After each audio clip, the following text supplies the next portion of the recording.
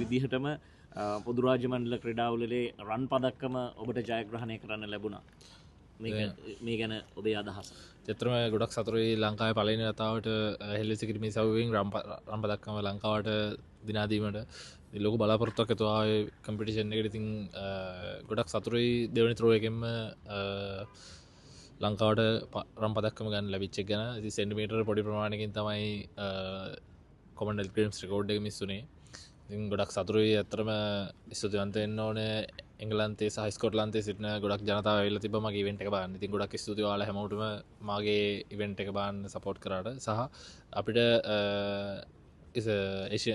Commonwealth තරගාවලියට එන්න සහයෝගය ලබා දුන්න ක්‍රීඩකයන්ගෙන් කිසිම බලපෑමක් නැතුව මේ රටට එන්න සහයෝගය ලබා දුන්න හැමදේම හරියට ටයිම් එකට කරලා දුන්නු ඔලිම්පික් කමිටුවට ගොඩක් ස්තුතියි. මොකද ඇත්ලීට්ලා ගැන ෆස් ෆයරටි එක දීලා එයාලව කලින් එවලා එයාලට කැමති විදියට එයාලට ඒ රටට යන්න අවස්ථාව ලබා දීච්ච එක ගැන ගොඩක් ස්තුතියි.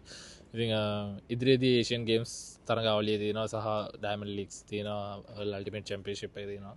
ලොකු දෙයක් කරන්න බලාපොරොත්තු වෙනවා. ඉතින් 2028 තමයි ෆයිනල් ගෝල් එක දෙන්නේ. ඉතින් මම එතනට අනිවාර්යෙන් යනවා.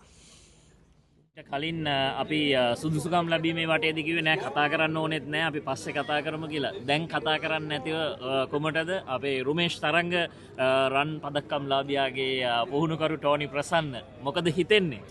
ඇත්තටම මොකද අර පරණ කතාවක් තියෙනවා ලේලා බලන්න පුළුවන් මල්ල ඔබලා බලන්න ඕනේ නෑ කියලා නේ. ඉතින් මම ඒකයි කිව්වේ අපි ඉම්මු ෆයිනල් එක ඉවරන එකල් මම දන්නවා අනිවාර්යයෙන් රුමේෂ් ත්‍රෝ එකට යනවා. මොකද පුහුණුවීම් කටයුතු වලදී හොඳ ඩිස්ටන්ස් වල හිටියා.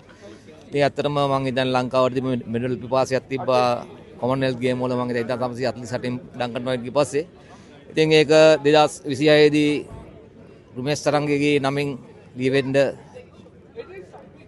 පුහුණු කරලා මෙතෙන්ට ගෙනල්ලා පොඩි කාලේ ඉඳලා මම හිතන්නේ අවුරුදු 16 15 ඉඳලා ඉතින් ඇත්තට හරිම සන්තෝෂයි. මොකද පළවෙනි පුහුණුකරු කොමන්වෙල්ත් මෙඩල් එකක් එනකල් දිනන්න පුළුවන් තත්ත්වෙට මම පුහුණු කරලා ගෙනාගෙන මට ඇත්තටම පුහුණුකාරයෙක් හැටියට මට ලොකු වඩම්බරයක් තියෙනවා.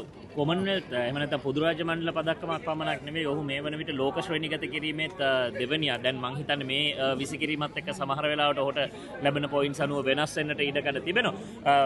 එවැනි පුහුණුකරුවෙක් එහෙම නැත්නම් මේ ලෝක මට්ටමේ ක්‍රීඩකයෙක්ගේ පුහුණුකරුවෙක් වීම පිළිබඳව සහ මොකද්ද මේ පිටිපස්සේ තිබ්බ රහස? ඇත්තටම මේ රහස කියන්නේ රුමේෂ්ගේ මගේ ඒක ලොකු බැඳීමක්.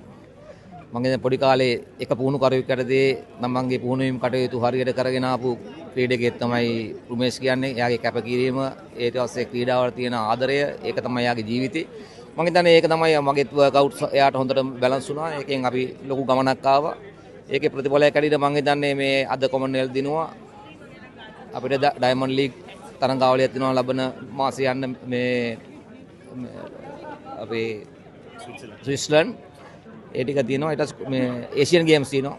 ඒෂියන් ගේම්ස් අනිවාර්යෙන් දිනන්න ඕනේ. කොමන්වෙල්ත් දිනලා ඒෂියන් ගේම් දිනලා ලබනවා වර්ල්ඩ් චැම්පියන්ෂිප් දිනලා 2028 ඔලිම්පික් දිනන්න ඕනේ. ඒක තමයි අපේ තියෙන ටාගට් එක. ඒ ටාගට් එකෙන් එක ඇචීව් කරලා යනවා. මට ගොඩක් සන්තෝෂයි. මොකද මම හිතන්නේ වර්ල්ඩ් නම්බර් 1 දැන් මේ පොයින්ට්ස් ටේබල් එකේ මම හිතන හැටි 89යි 75 ගියන්නේ වර්ල්ඩ් නම්බර් 1 ලා තමයි ලංකාවට යන්නේ. වර්ල්ඩ් නම්බර් 2 හිටියේ. ඒකත් මම හිතන්නේ ඉතිහාසයේ ලංකාවේ ක්‍රීඩකයෙක් ආපු පළවෙනි අවස්ථාව ලෝකයේ අංක 1කට ගෙන ආපු එක. ඉතින් ඇත්තටම මම පුහුණුකරයෙක් හැටියට ලෝකයේ අංක 1 පුහුණුකරුවා හැටියට මම අභිමාණයෙන් කියනවා ශ්‍රී ලංකාවේ පුහුණුකරයෙක් හැටියට. දැන් ඔබ පුහුණුකරුවෙක් විදිහට අපි දකිනවා තවත් අපි කියන්නේ මේ ජූනියර් ඇත්ලීට්ලා ඉන්නවා. ඔවුන්ට විශේෂයෙන් ඔබට මොනවද රටෙන් මේ ක්‍රීඩා පරිපාලනයෙන් ඉල්ලන්නට තිබෙන්නේ? තව රුමේෂ් තරංගල අපිට හොයාගන්න පුළුවන් වේවි. ඒ පිළිබඳව පුහුණුකරුවෙක් විදිහට ලෝකයේ අංක 1 ක්‍රීඩකයාගේ පුහුණුකරුව විදිහට මොනවද කියන්න තියෙන්නේ? ඇත්තටම අර මුතුමැණික් තියෙන්නේ මං කියන්නේ පොළොව යට වගේ. ඇත්තටම සම්පත් තියෙන ගමේ. ඒ ගමේ ක්‍රීඩකයන්ට යටිතල පහසුකම් ටික හදලා ඒ ග්‍රවුන්ඩ් ටික හදලා අවශ්‍ය උපකරණ ටික ලබා දුන්නොත් මං කියන්නේ රුමේෂ්ලා එක්කනේ නෙමෙයි රුමේෂ්ලා 10 විතර අපිට හදන්න පුළුවන් වෙයි. මොකද ඒ තරම් දක්ෂ ක්‍රීඩකයෝ අපේ ගම්මාන වල ඉන්නවා.